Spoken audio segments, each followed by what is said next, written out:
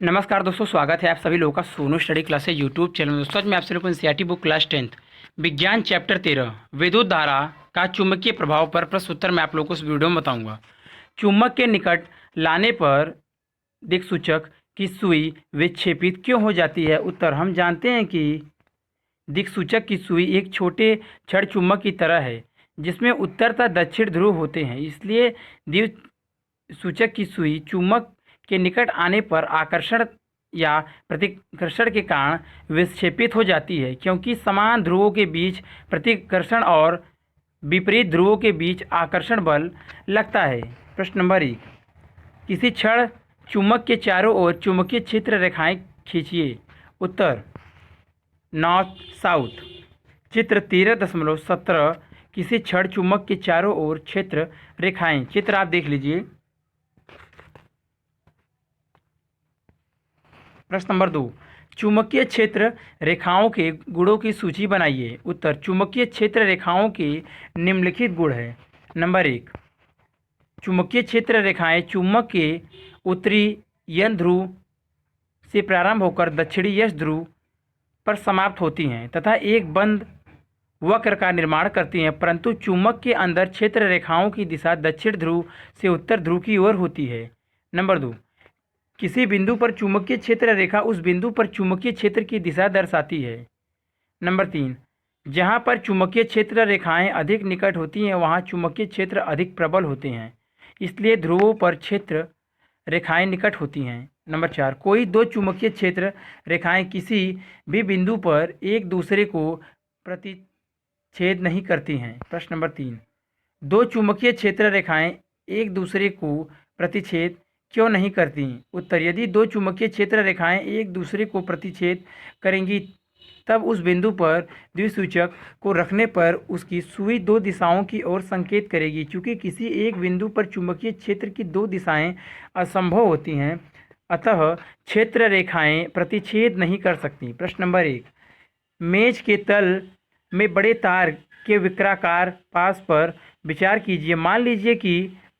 मान लीजिए इस पास में दक्षिणावर्त विद्युत धारा प्रवाहित हो रही है। दक्षिण हस्त ऑगस्ट नियम को लागू करके पास के भीतर तथा बाहर चुंबकीय क्षेत्र की दिशा ज्ञात कीजिए। उत्तर, दक्षिण हस्त ऑगस्ट नियम के अनुसार यदि आप चालक तार को पकड़े हुए हैं तब अंगूठा विद्युत धारा की दिशा की ओर संकेत करता है, जबकि अंगुलियां चालक के चारों ओर चुंबकीय क्षेत्र रेखाओं की दिशा को निरूपित करती हैं।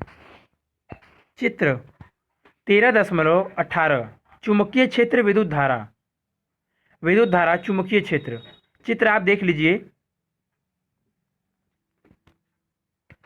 स्पष्टतः वृत्ताकार पास लूप के अंदर चुंबकीय क्षेत्र रेखाओं की दिशा कागज के तल मेज की तल के लंबवत अंदर की ओर होगी तथा पास के बाहर चुंबकीय क्षेत्र की दिशा पास मेज के तल के लंबवत ऊपर की ओर होगी। प्रश्न नंबर 2, किसी दिए गए क्षेत्र में चुंबकीय क्षेत्र एक समान है, इसे निरूपित करने के लिए आरेख खींचिए। उत्तर, चित्र 13.19 एक समान चुंबकीय क्षेत्र की रेखाएं। चित्र आप देख लीजिए।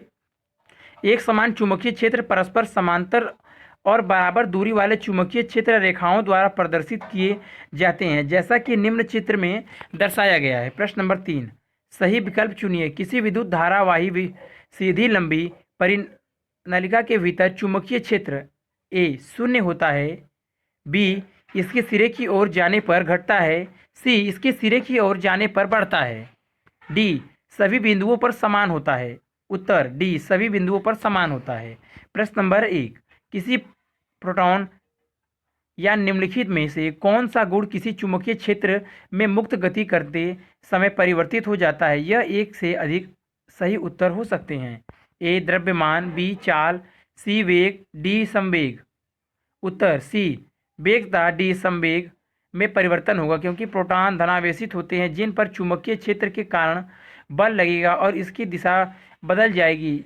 चूंकि गति की दिशा परिवर्तन होने पर वेग बदलता है तथा वेग बदलने पर संवेग, परंतु इसके द्रव्यमान और चाल अपरिवर्तित रहेंगे। प्रश्न नंबर 2, क्रियाकलाप 13.7 में हमारे विचार से छड़ AB का विस्थापन किस प्रकार प्रभावित होगा यदि ए छड़ AB से प्रभावित विद्युत धारा में वृद्धि हो जाए। नंबर 2, अधिक प्रबल नाल चुंबक प्रयोग किए जाएं। और नंबर 3, छड़ AB की लंबाई में वृद्धि कर दी जाए। उत्तर हम जानते हैं कि F बराबर B गुणे I गुणे L, जहां F बराबर चुंबकीय क्षेत्र में धारावाही चालक पर लगने वाला बल, B बराबर चुंबकीय क्षेत्र तथा L बराबर चालक तार छड़ की लंबाई। अतः नंबर 1 F अल्फा I, इसलिए छड़ AB के विस्थापन में वृद्धि होगी। नंबर 2 F अल्फा B, चूंकि प्रबल नाल चुंबक द्वारा प्रबल चुंबकीय क्षेत्र उत्पन्न होगा, इसलिए छड़ AB के विस्थापन में वृद्धि होगी। तथा नंबर 3 F अल्फा L विस्थापन में वृद्धि होगी। हम जानते हैं कि अतः प्रत्येक स्थिति में छड़ AB का विस्थापन बढ़ेगा। प्रश्न नंबर 3, पश्चिम की ओर प्रक्षेपित कोई धनावेशित कण अल्फा कण किसी चुंबकीय क्षेत्र द्वारा उत्तर की ओर विक्षेपित हो जाता है। चुंबकीय क्षेत्र की दिशा क्या है? ए दक्षिण की ओर, बी पूर्व की ओर, सी अधोमुखी, डी ऊपरी मुखी। उत्तर डी ऊपरी मुखी। प्रश्न नंबर 1, फ्लेमिंग का वामहस्त नियम लिखिए। उत्तर फ्लेमिंग का वामहस्त नियम इस नियम के अनुसार अपने बाएं हाथ की तर्जनी, मध्यमा और अंगूठे को इस प्रकार फैलाएं कि यह तीनों एक दूसरे के परस्पर लंबवत हों। यदि तर्जनी चुंबकीय क्षेत्र की दिशा और मध्यमा चालक में प्रभावित विद्युत धारा की दिशा प्रदर्शित करे तो अंगूठा चालक की गति की दिशा अथवा चालक पर आरोपित बल की दिशा की ओर संकेत करेगा। चित्र आप देख लीजिए। गति चुंबकीय क्षेत्र विद्युत धारा, चित्र 13.20। गति विद्युत धारा चुंबकीय क्षेत्र। प्रश्न नंबर 2, विद्युत मोटर का क्या सिद्धांत है? उत्तर एक विद्युत मोटर इस सिद्धांत पर कार्य करती है, जब एक धारावाही चालक को किसी चुंबकीय क्षेत्र में रखा जाता है तो उस चालक पर एक यांत्रिक बल लगता है। चालक पर आरोपित बल की दिशा फ्लेमिंग के वाम हस्त नियम द्वारा प्राप्त किया जाता है। प्रश्न नंबर 3, विद्युत मोटर में विभक्त वलय की क्या भूमिका है? उत्तर विद्युत मोटर में विभक्त वलय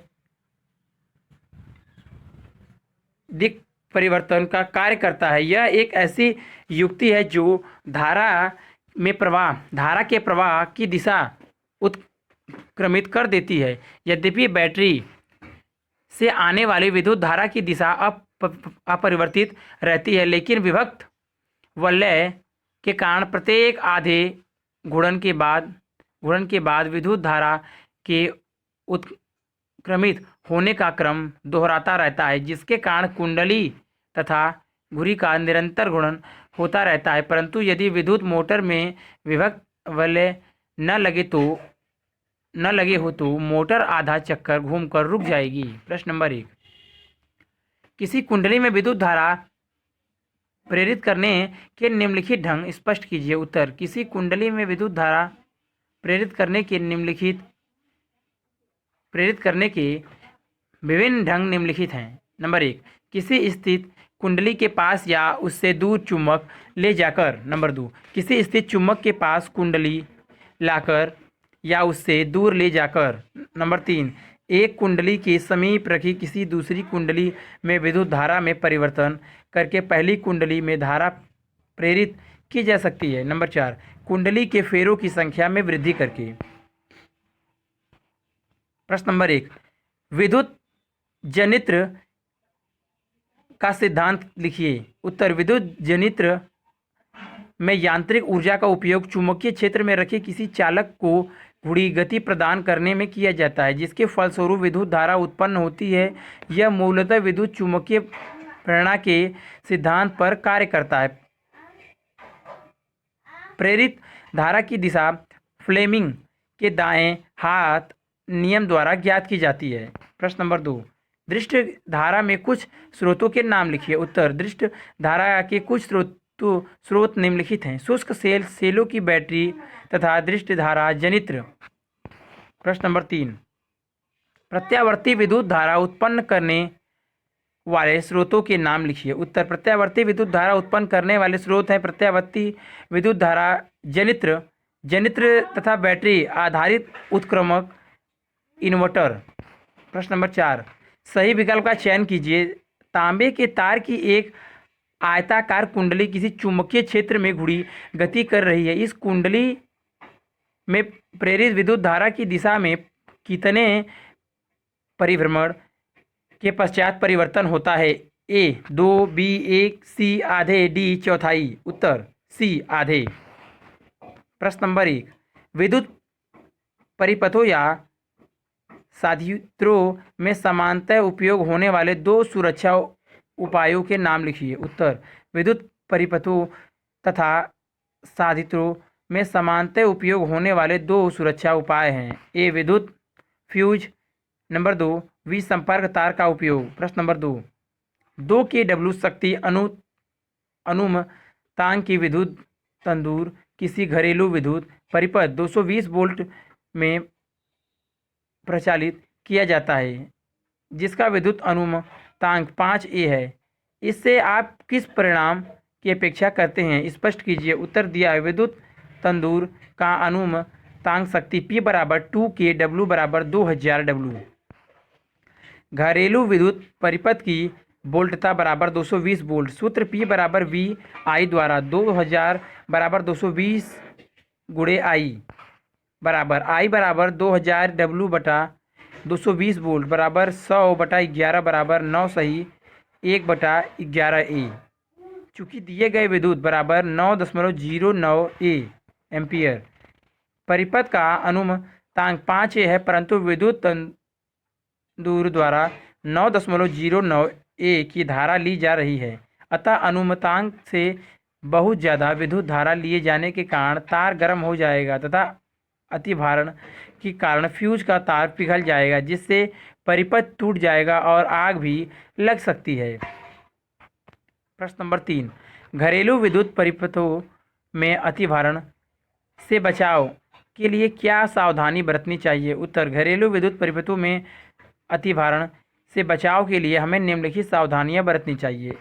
नंबर 1, एक ही सॉकेट से बहुत से विद्युत साधित्रों को नहीं जोड़ना चाहिए। नंबर 2, घरों में दो पृथक पृथक परिपथों में विद्युत आपूर्ति की जानी चाहिए। इसके लिए 15A विद्युत धारा अनुमतांक वाले तथा 5A विद्युत धारा अनुमतांक वाले दो पृथक पृथक परिपथों में क्रमशः उच्च शक्ति वाले साधित्रों जैसे गीजर, कूलर आदि तथा निम्न शक्ति वाले साधित्रों जैसे पंखे, बल्ब आदि चलाने चाहिए।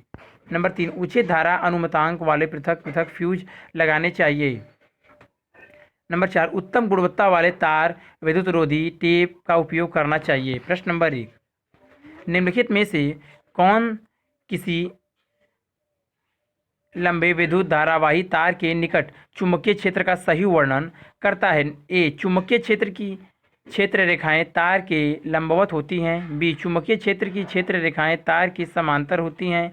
सी, चुंबकीय क्षेत्र की क्षेत्र रेखाएं अरीय होती हैं जिसका उद्भव तार से होता है। डी, चुंबकीय क्षेत्र की संकेंदी क्षेत्र रेखाओं का केंद्र तारे होता है। उत्तर ए, चुंबकीय क्षेत्र की संकेंदी क्षेत्र रेखाओं का केंद्र तार होता है। प्रश्न नंबर 2, विद्युत चुंबकीय प्रेरणा की परिघटना। ए, किसी वस्तु को आवेशित करने की प्रक्रिया है। बी, किसी कुंडली में विद्युत धारा प्रवाहित होने के कारण चुंबकीय क्षेत्र उत्पन्न करने की प्रक्रिया है। सी, कुंडली तथा चुंबक के बीच आपेक्षिक गति के कारण कुंडली में प्रेरित विद्युत धारा उत्पन्न करना है। डी, किसी विद्युत मोटर की कुंडली को घूर्णन कराने की प्रक्रिया है। उत्तर ए, कुंडली तथा चुंबक के बीच आपेक्षिक गति के कारण कुंडली में प्रेरित विद्युत धारा उत्पन्न करना है। प्रश्न नंबर 3, विद्युत धारा उत्पन्न करने की युक्ति को कहते हैं? ए, जनित्र, बी गैल्वेनोमीटर, सी एमीटर, डी मोटर। उत्तर डी जनित्र। प्रश्न नंबर 4, किसी एसी जनित्र तथा डीसी जनित्र में एक मूलभूत अंतर यह है कि एसी जनित्र में विद्युत चुम्बक क्षेत्र चुम्बक होता है जबकि डीसी मोटर में स्थायी चुम्बक होता है। बी डीसी जनित्र उच्च वोल्टता का जनन करता है। सी एसी जनित्र उच्च वोल्टता का जनन करता है। डी एसी जनित्र में सर्दी वलय होते हैं जबकि डीसी जनित्र में दिक् परिवर्तक होता है। उत्तर डी एसी जनित्र में सर्दी वलय होते हैं जबकि डीसी जनित्र में दिक् परिवर्तक होता है। प्रश्न नंबर 5, लघुपथन के समय परिपथ में विद्युत धारा का मान ए बहुत कम हो जाता है, बी परिवर्तित नहीं होता, सी बहुत अधिक बढ़ जाती है, डी निरंतर परिवर्तित होता है। उत्तर सी बहुत अधिक बढ़ जाता है। प्रश्न नंबर 6, निम्नलिखित प्रकथनों में कौन सत्य है तथा कौन असत्य, इसे प्रकथन के सामने अंकित कीजिए। ए विद्युत मोटर यांत्रिक ऊर्जा को विद्युत ऊर्जा में निरूपांतरित करता है। बी विद्युत जनित्र विद्युत चुम्बकीय प्रेरण के सिद्धांत पर कार्य करता है। सी किसी लंबी वृत्ताकार विद्युत धारावाही कुंडली के केंद्र पर चुंबकीय क्षेत्र समांतर सीधी क्षेत्र रेखाएं होती हैं। डी हरे विद्युत रोधन वाला तार प्राय विद्युतमय तार होता है। उत्तर ए असत्य, बी सत्य, सी असत्य, डी असत्य। प्रश्न नंबर 7, चुंबकीय क्षेत्र को उत्पन्न करने के दो तरीकों की सूची बनाइए। उत्तर चुंबकीय क्षेत्र को उत्पन्न करने के दो तरीके निम्न हैं। नंबर 1, किसी चुम्बक द्वारा जैसे छड़ चुम्बक, नाल चुम्बक आदि। नंबर 2, किसी विद्युत धारावाही सीधे चालक तार द्वारा, विद्युत धारावाही पास लूप द्वारा इत्यादि। प्रश्न नंबर 8, परिनलिका चुम्बक की भांति कैसे व्यवहार करती है? क्या आप किसी छड़ चुम्बक की सहायता से किसी विद्युत धारावाही परिनलिका के उत्तर ध्रुव तथा दक्षिण ध्रुव का निर्धारण कर सकते हैं? उत्तर पास पास लिपटे विद्युत रोधी तांबे के तार की वेलन की आकृति की अनेक फेरों वाली कुंडली को परिनलिका कहते हैं। जब इस परिनलिका से विद्युत धारा प्रवाहित की जाती है तो इसमें छड़ चुम्बक की तरह ही चुंबकीय क्षेत्र रेखाओं का पैटर्न बनता है जिसका एक सिरा यन ध्रुव तथा दूसरा सिरा यस ध्रुव की भांति व्यवहार करता है। परिनलिका के अंदर क्षेत्र रेखाएं समांतर सरल रेखाओं की भांति होती है जो यह दर्शाता है कि परिनलिका के भीतर एक समान चुंबकीय क्षेत्र है। हाँ, हम किसी विद्युत धारावाही परिनलिका के उत्तर ध्रुव तथा दक्षिण ध्रुव का निर्धारण छड़ चुम्बक की सहायता से कर सकते हैं। इसके लिए ज्ञात यन ध्रुव वाले छड़ चुम्बक को परिनलिका के सिरे के समीप लाते हैं। यदि प्रतिकर्षण हुआ तो सिरा यन ध्रुव तथा आकर्षण होने पर यस ध्रुव होगा। इसी प्रकार परिनलिका के दूसरे सिरे के ध्रुव भी ज्ञात किए जा सकते हैं क्योंकि समान ध्रुवों के बीच प्रतिकर्षण तथा असमान ध्रुवों के बीच आकर्षण होता है। प्रश्न नंबर 9, किसी चुंबकीय क्षेत्र में स्थिति विद्युत धारावाही चालक पर आवेशित बल कब अधिकतम होता है? उत्तर फ्लेमिंग के वाहस्त नियम द्वारा किसी चुंबकीय क्षेत्र में स्थित विद्युत धारावाही चालक पर आरोपित बल अधिकतम होता है जब चालक को चुंबकीय क्षेत्र के लगभग चुंबकीय क्षेत्र के लंबवत रखा जाए अर्थात विद्युत धारा की दिशा तथा चुंबकीय क्षेत्र की दिशा परस्पर लंबवत हो। प्रश्न नंबर 10, मान लीजिए आप किसी चैम्बर में अपनी पीठ को किसी एक दीवार से लगाकर बैठे हैं। कोई इलेक्ट्रॉन पुंज आपके पीछे की दीवार से सामने वाली दीवार की ओर क्षैतिज गमन करते हुए किसी प्रबल चुंबकीय क्षेत्र द्वारा आपके दाईं ओर विक्षेपित हो जाता है। चुंबकीय क्षेत्र की दिशा क्या है? उत्तर स्पष्ट फ्लेमिंग के वामहस्त नियम द्वारा चुंबकीय क्षेत्र की दिशा ऊर्ध्वाधर नीचे होगी। चित्र आप देख लीजिए, पीछे की दीवार इलेक्ट्रॉन माइनस। चित्र 13.21, सामने की दीवार इलेक्ट्रॉन पुंज की दिशा, विक्षेपित इलेक्ट्रॉन पुंज।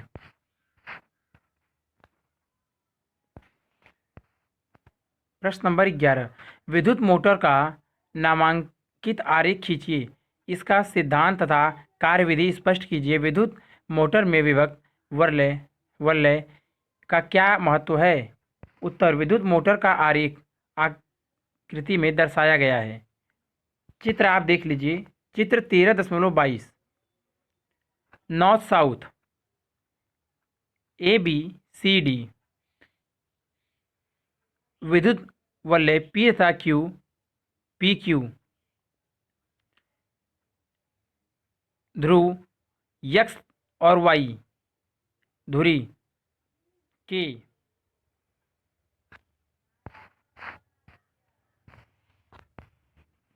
सिद्धांत, किसी धारावाही चालक को किसी चुंबकीय क्षेत्र के लंबवत दिशा में रखने पर वह चालक यांत्रिक बल का अनुभव करता है। इस बल के कारण चालक बल की दिशा में घूर्ण करता है। विद्युत धारावाही चालक पर आरोपित बल की दिशा फ्लेमिंग के वामहस्त नियम से ज्ञात करते हैं। कार्यविधि, चित्र में दर्शाए अनुसार विद्युत धारा चालक ब्रूस यक्स से होते हुए कुंडली ABCD में प्रवेश करती है तथा चालक ब्रूस Y से होते हुए बैटरी के दूसरे टर्मिनल में वापस आ जाती है। स्पष्टता, भुजा AB में विद्युत धारा A से B की ओर तथा भुजा CD में C से D की ओर प्रभावित होती है। अतः धारा की दिशाएं इन भुजाओं में परस्पर विपरीत होती है। इसलिए फ्लेमिंग के वामहस्त नियम द्वारा AB आरोपित बल उसे अर्धोमुखी धकेलता है, जबकि भुजा CD पर आरोपित बल ऊपरी मुखी धकेलता है। अतः इस बल युग्म के कारण कुंडली तथा धुरी अक्ष पर वामावर्त घूर्ण करते हैं। विभक्त वलय का कार्य, विद्युत मोटर में विभक्त वलय द्विपरिवर्तक का कार्य करता है। चित्रानुसार विभक्त वलय P तथा Q का संपर्क क्रमशः ब्रूस X तथा Y से है, परंतु आधे घूर्ण के बाद Q का संपर्क ब्रूस X से होता है तथा P का संपर्क Y से होता है, जिसके फलस्वरूप कुंडली में धारा उत्क्रमित होकर पथ DCBA के अनुदिश प्रभावित होती है। फ्लेमिंग के नियम से अब भुजा AB पर ऊपरी मुखी तथा भुजा CD पर अर्धोमुखी बल लगता है, जिसके कारण कुंडली तथा धुरी उसी दिशा में अब आधा घूर्ण और पूरा कर लेती है। अतः प्रत्येक आधे घूर्ण के बाद धारा के उत्क्रमित होने का क्रम दोहराता रहता है, जिसके कारण कुंडली तथा धुरी निरंतर घूर्ण करते रहते हैं। प्रश्न नंबर 12, ऐसे कुछ युक्तियों के नाम लिखिए जिनमें विद्युत मोटर उपयोग किए जाते हैं। उत्तर, विद्युत मोटर एक ऐसी युक्ति है जिसमें विद्युत ऊर्जा का यांत्रिक ऊर्जा में रूपांतरण होता है। इसके कुछ उदाहरण निम्न हैं। विद्युत पंखे, AC, washing machine, mixer grinder, cooler, computer, जल पंप, गेहूं पीसने वाली चक्की इत्यादि। प्रश्न नंबर 13, कोई विद्युत रोधी तांबे के तार की कुंडली किसी गैल्वेनोमीटर से संयोजित है। क्या होगा यदि कोई छड़ चुंबक नंबर 1 कुंडली में धकेला जाता है, नंबर 2 कुंडली के भीतर से बाहर खींचा जाता है, नंबर 3 कुंडली के भीतर स्थित रखा जाता है। उत्तर, नंबर 1 कुंडली में एक प्रेरित धारा उत्पन्न होता है जिसके कारण गैल्वेनोमीटर में विक्षेप होता है। नंबर 2 प्रेरित धारा उत्पन्न होगी और गैल्वेनोमीटर में विक्षेप प्रदर्शित होगा, परंतु विक्षेप की दिशा पहले के विपरीत होगी। प्रश्न नंबर 3, क्योंकि चुंबक स्थिर है इसलिए कोई प्रेरित धारा उत्पन्न नहीं होगी, अतः गैल्वेनोमीटर में कोई विक्षेप नहीं होती है। प्रश्न नंबर 14, दो वृत्ताकार कुंडली A तथा B एक दूसरे के निकट स्थित हैं। यदि कुंडली A में विद्युत धारा में कोई परिवर्तन करे तो क्या कुंडली B में कोई विद्युत धारा प्रेरित होगा?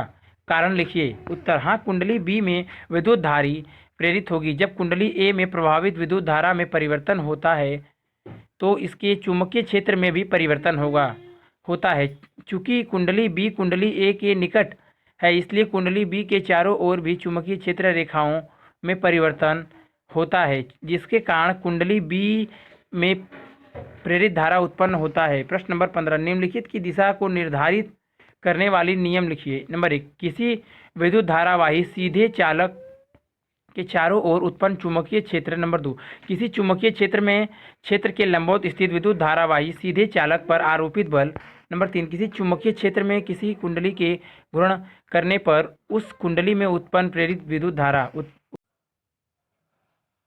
उत्तर नंबर 1, किसी विद्युत धारावाही सीधे चालक के चारों ओर उत्पन्न चुंबकीय क्षेत्र की दिशा निर्धारित करने के लिए दक्षिण हस्त ऑगस्ट नियम का प्रयोग किया जाता है, जो इस प्रकार है।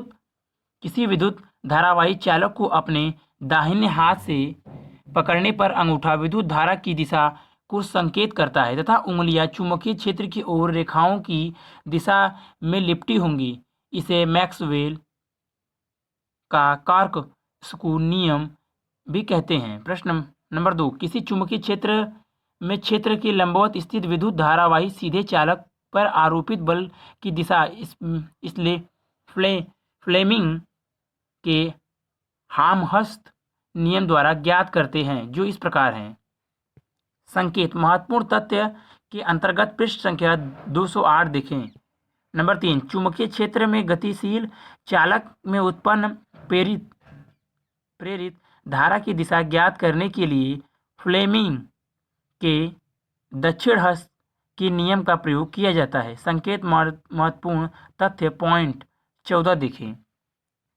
प्रश्न नंबर 16, नामांकित आरेख खींचकर किसी विद्युत जनित्र का मूल सिद्धांत तथा कार्यविधि स्पष्ट कीजिए। इसमें ब्रूस का क्या कार्य है? उत्तर, विद्युत जनित्र का नामांकित आरेख चित्र आप देख लीजिए। वलय R1 तथा R2, A B C D,